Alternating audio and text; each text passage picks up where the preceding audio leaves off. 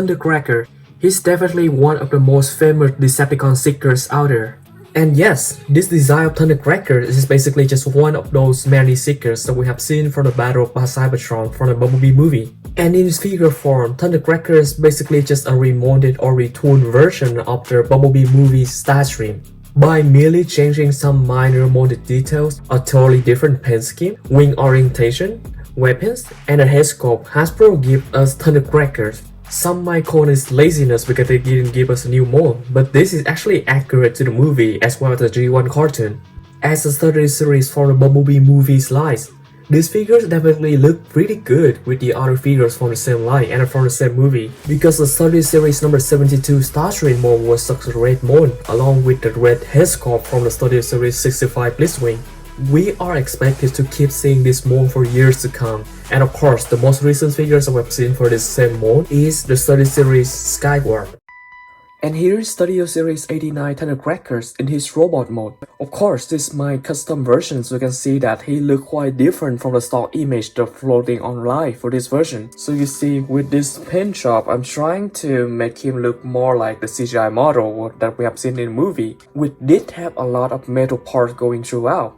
Similarly to Thirst, this guy had the same head sculpt as Study Series 65 Blitzwing and the body from Study Series Starscream. But of course for this version, unlike Thirst, he doesn't have the hoodie that go over his head. Take a closer look at him, look at all of that detail. We can see that other than the black details, the silver brushing throughout, I feel like that's really highlight the details that we have on here. For all the molding, like all of those panel lines over here, now they don't just have the same plastic colors going throughout, but now they have a little of silver and black going throughout. Of course, I painted this region, initially it was gray plastic colors, and now it have that kind of silver colors, and I try to match that with the other part on the body as well, on the arm as well. Initially they have a lot of blue plastic colors on them, but now they have more of that metallic silver colors looking, and I think that's much better with the CGI model in the movie. Let's just make this guy look a lot better. Here's how he look from the side. So we can see that the colors are pretty consistent going throughout, going down across on his arm as well, a lot of bright brushing effect, going down across his arm as well, a lot of weathering effects, of course on the gun as well. And this gun I just got from my study series Soundwave, but I think Thundercracker also look real nice holding those guns. Those are the cross region. The colors are pretty much the same one that I put on the shoulder, just to make everything more coherent with one another. Even for those part in the middle of the belly over here as well, the landing part, they actually looks really good after being painted and blended in colors.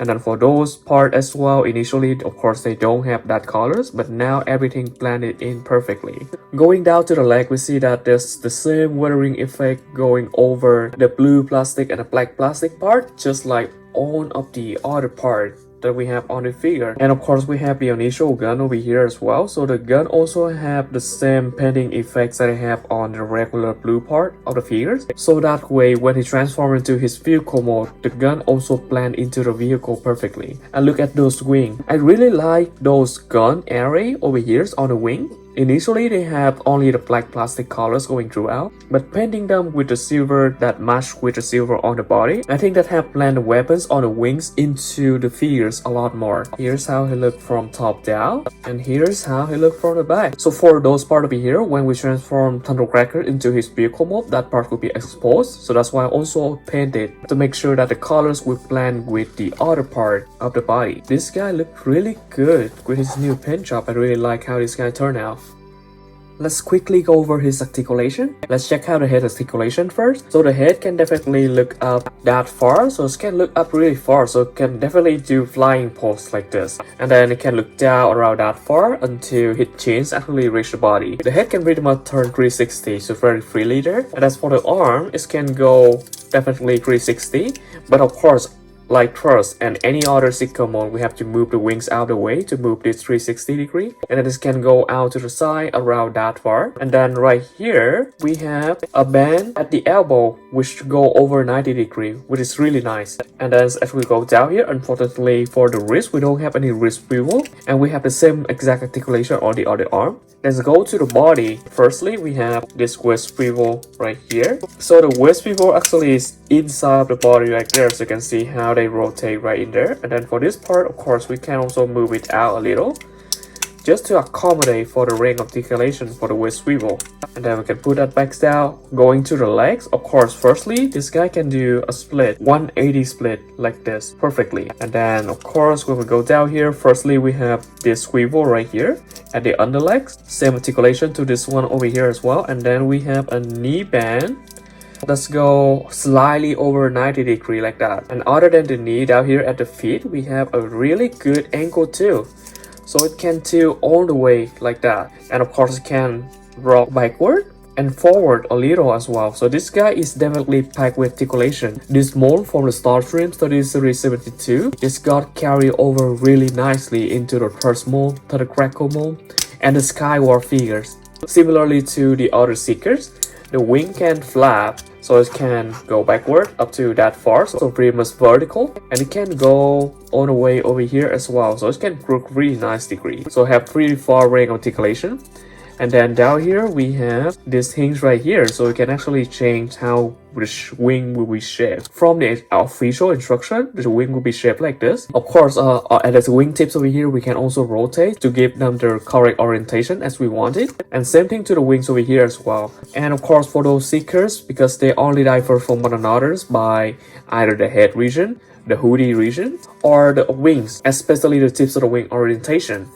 And of course, the orientation of the gun over here. So if you don't want this to be a Thundercracker, but we want it to be just one of those generic Seekers that have blue colors from the Cybertronian battle, you can definitely tweak the wingtips like this and then maybe change the orientation of those guns as well, and he can be placed at a different character. Here's our 30 series number 89 Thundercrackers scaled with the Trumpeter Bumblebee model kit. Here's how Thundercracker scaled with the KO by Waste 30 Series 102 Optimus Prime for the Rise of this movie. Here's Thundercracker standing next to 30 Series number 59 Shatter. Here's how Thundercracker scaled with the 30 Series number 65 Blitzwing with an Earth Jet mode. Here's how he looked with one of the leaders of the Decepticons, Soundwave.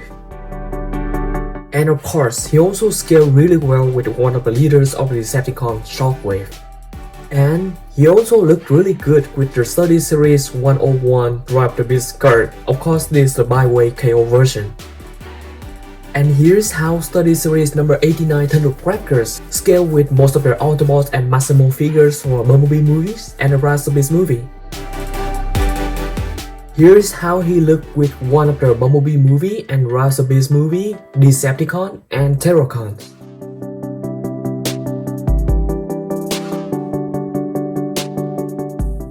And lastly, here's how he looked with the whole Transformer cast from my Transformer collection for the Bumblebee movie and the Rise of Beast movie.